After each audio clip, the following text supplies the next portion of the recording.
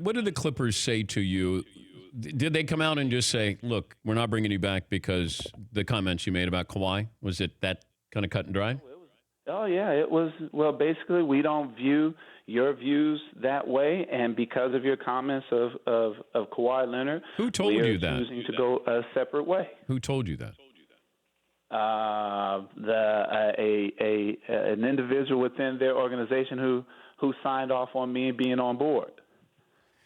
Yeah, it's just bizarre. I mean, because I was told by somebody who's with the Clippers who said, look, we're not taking any chances here. We can't, and I thought, man, you're going to fire Bruce Bowen because he was honest about Kawhi, and therefore Kawhi might not want to play for the Clippers. Is that really what this is all about? This is my one thing that I thought about in all of this is that Kawhi never said, I want to play for the Clippers. Kawhi said he wanted to play for the Lakers. Yeah. And so, unfortunately, if you're going to run your organization based on hopes, maybe, and getting rid of others. Now, if I tore him down and I was disrespectful to him, that's one thing. But that's not the case. As an analyst, I'm supposed to talk about what I see and what I feel for this game that I love. And so if you can't do that, what does that say about your organizations? Do you think that Kawhi or his people had anything to do with this? I think, until Kawhi comes out and says something, he's going to be the person that everyone will say, well, why didn't he say something? If Kawhi came out and said these things and no one else, but if Kawhi says it, then at least you say, okay, we got it from the horse's mouth. But I mean, now, you losing like your job. You losing your job. Do you think that Kawhi's camp had anything to?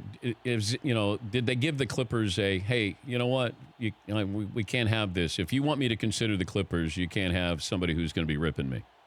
I don't think they're that. I don't think I'm that. I'm that powerful where.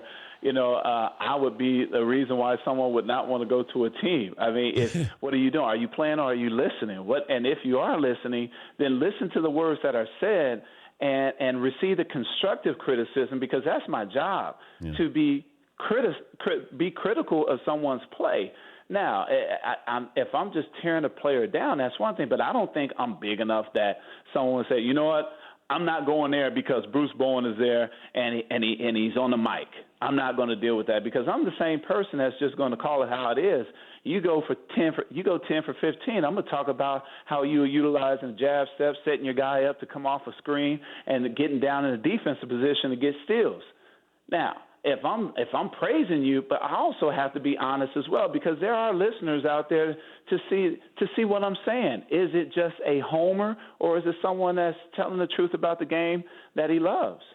Well, I think the difference is, and you found this out the hard way, you can be critical, do your job as an analyst on ESPN, but you can't do that in a local market. I think that's the big difference. You're supposed to be. I was told that Bruce knows that he's supposed to be a homer. We shouldn't be talking about Kawhi because he knows that we would like to get Kawhi. We can't get free agents here, and these kind of comments, can only do damage to that possibility. So, well, see, Dan, I think if you can't get free agents in California, in Los Angeles, that has nothing to do with Bruce Bowen.